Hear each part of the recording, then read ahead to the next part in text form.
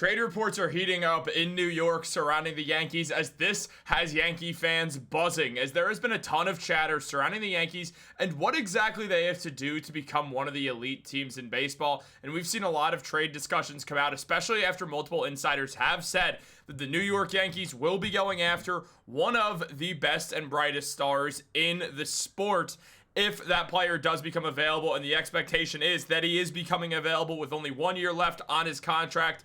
Ace pitcher, Cy Young, potential multi-time Cy Young, Tarik Skubal has found himself in trade talks after there has been a ton of noise surrounding his future with the Tigers as he hits free agency next year. And with that in mind, there is a lot to go over on this topic right now, as both Brian Hoke and Chris Kirschner have said they fully expect the New York Yankees to go after Skubal if, in fact, he does become available, something that is widely expected right now. And we're going to discuss all that, guys. But real quick, if you're part of that 75% that's not subscribed to Yankees Digest, make sure to subscribe so you don't miss a single New York Yankees update all off season long.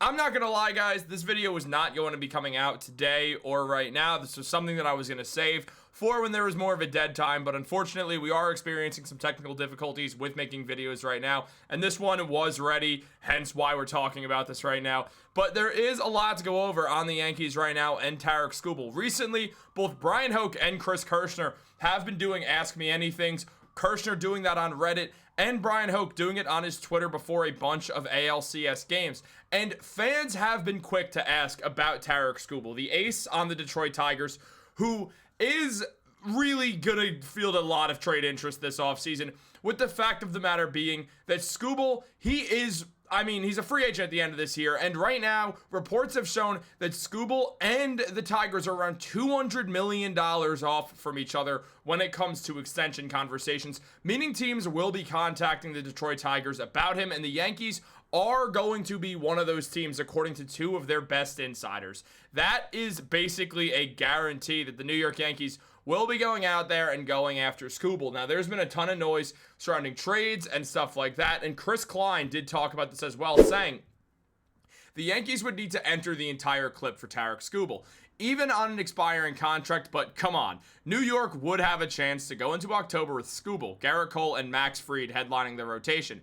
That is an impossible gauntlet for most opponents, especially if Cole can return to pre-injury form. And on top of that, it will be hard for the Detroit Tigers to part with Skubal, but he's not going to sign a discount extension, and losing him for nothing is not an appealing outcome, especially since the Tigers are ill-equipped to meaningfully improve their offense this winter. Detroit flirted with signing Alex Bregman and other big-ticket free agents last offseason, but until it actually happens, this is a quality regular season team with fatal postseason flaws. Skubal has the necessary leverage to force Detroit's hand if he wants to. Not that he would. The Yankees, they stand out as not only an ideal landing spot if he wants to contend, but as a team with the financial wherewithal to re-sign Skubal as a free agent, should they choose to. That can help Cashman justify the flood of outgoing assets. You need to give something to get something, and Skubal is the best pitcher in the MLB right now. On top of that, the Yankees, they'd be completely just unloading the clip for Tarik Skubal, meaning it is imperative that they go out there and re-sign him. We saw the Yankees do this dance before when they acquired Juan Soto. So acquiring Tarik Skubal, what they would have to do is empty their clip of their top prospects right now. The Yankees prospect situation isn't bad per se, but it's not as inspiring as it has been in the past. So with that in mind, they would be making a bold decision to go out there and get Skubal, who we could witness a Pete Alonso scenario where Skubal, or Pete Alonso, what am I saying? A Juan Soto scenario to where Skubal could just ultimately opt to leave after one season, leaving the Yankees high and dry after basically giving up a lot to get him and a lot of their future to get him, which would definitely put things in danger. Skubal's that good, the Yankees would almost certainly need to figure out a way that they know he wouldn't leave, or basically guarantee a way that he wouldn't leave. Given when the Yankees made the World Series, it felt like Soto wasn't going to leave. He ultimately went to the Mets. But when we look at Skubal, he is as good as anyone in the MLB. Had a 2.21 ERA in his 31 starts last season with a 0.891 whip and 241 strikeouts and 195 innings pitched.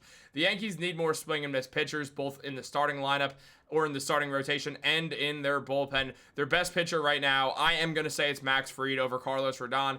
because Fried had an excellent year outside of that 1 month where he struggled with a blister on his finger. And then obviously in the playoffs as well, in that game against the Blue Jays where he completely and utterly just choked. But at the same time, we do understand that right now with Gerrit Cole being 35 and coming off Tommy John surgery, yeah, there's a world where he does what Justin Verlander did. There's a world that he does what Jacob deGrom did this last season. But also there's a world where that doesn't happen. And then do you trust Max Fried to be your ace? My answer is yes. Does it mean that I wouldn't want to add another elite pitcher? Does not. I totally would. I mean, you throw Tarik Skubal in there, you have to be willing to give up a lot. And I mean a lot. Definitely here, Chris Klein does mention a deal where the Yankees go heavy on the prospect side of things, giving George Lombard, Spencer Jones, Bryce Cunningham, and Henry Lelaine. This is very interesting because Spencer Jones, as we know for the Yankees, has a big role upcoming with the team. The Yankees like Spencer Jones as a center fielder specifically, believing that his athleticism and elite fielding and arm make him the perfect guy to take over in center field for the Yankees. That doesn't mean they're not interested in Cody Bellinger staying around. They could easily throw Bellinger in that center field spot as well from time to time and maybe not fully just throw Spencer Jones in there in an everyday role or put Jones at first base sometimes depending on things, but considering he's also a lefty like Ben Rice, I don't exactly know how that works. You could also do the same thing with Bellinger, who also knows how to play first base. Jason Dominguez will be around next year for the Yankees as well, likely in an everyday role. At least that is what has been said by the Yankees brass from both Cashman and Boone going into next season. Dominguez will be an everyday starter for the team. So there is a lot to consider. There's a lot to go over for the Yankees, and there's a lot to think about going in to this future of this team. I mean, right now, if the Yankees were ultimately to deal Spencer Jones for Tarik Skubal, it would be a massive risk considering the fact that, again, they could lose Skubal in a year. That is why, up to this point, the Yankees have made it very clear that if they intend on dealing Spencer Jones, they do intend on dealing Spencer Jones for Paul Skeens and Paul Skeens only. Now, obviously, that's not a straight-up swap. The Yankees would probably have to give George Lombard Jr. as well as Henry Lelaine. Potentially Cam Schlittler gets thrown in that deal. Not thrown in, but potentially that deal gets built around Schlittler, though I'm not too sure how much sense that would ultimately make for the Pirates at the time, but also it's just possible.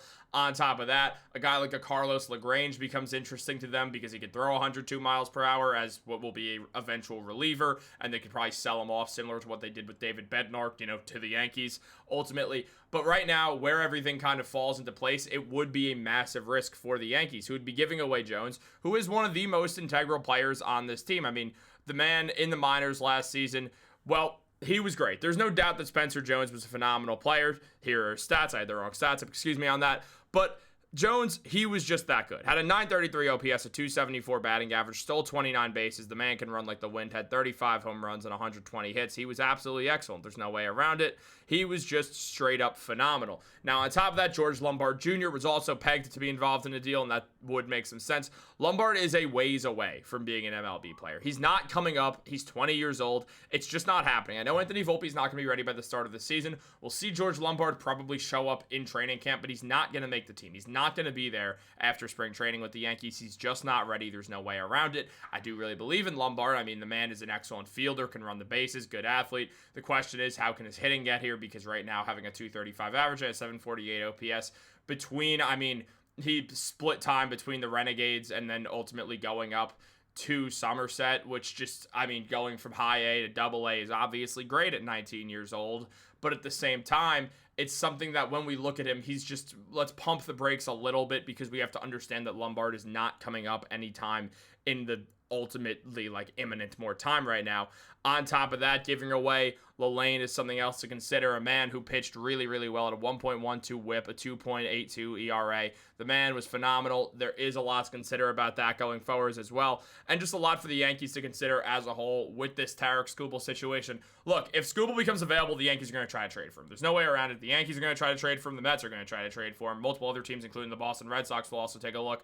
A bunch of teams are going to look at Skubal. Any team that wants to win a World Series is going to try their hand. It all depends on what they could ultimately sell him for to the highest bidder and what team is actively willing to make a move for him. We saw the Baltimore Orioles trade for what was one of the best pitchers in the MLB in Corbin Burnes. Burnes obviously was with the Orioles for 1 year, was one of the best pitchers in the MLB there before ultimately deciding to sign a deal with the Arizona Diamondbacks. And from there, obviously going under the knife is going to be one thing, so we're going to see how Burnes comes back when he can ultimately return to the field. But also, that does serve as a cautionary tale. Same thing in the same offseason of the Yankees trade for Soto, ultimately lost them in the end to the Mets. So right now, we're seeing these guys get acquired by these teams and then ultimately not re-signing. It does cause for a little bit more of concern because it is just more of a prevalent thing in the minds of everyone right now. Players knowing that even if they get traded to a new team, they don't have to necessarily stay if they don't want to or feel any sort of reason to stick around. And on top of that, we're likely going to see Kyle Tucker do the exact same thing this year, get acquired by the Cubs, and ultimately move on to another team, whether that's back to the Astros, the Los Angeles Dodgers have been linked, the New York Mets, the Yankees, of course. Bunch of teams have been linked to him. I mean, at the end of the day, Kyle Tucker is the big prize in free agency this year. But we're going to see how it all goes down, guys. What do you think is going to happen? Let me know in the comments down below. Like this video, subscribe, turn on post notifications. Have a great day. Go Yankees. I am not trying to load up on all these trade videos. Again, this video is coming out because, frankly, there was just some technical difficulties with the production of the videos today. And this one was already set up and ready, and it has been for a while. Hence why it's here right now. Hope you guys enjoy. Thank you so much for always tuning in. Have a wonderful day, guys.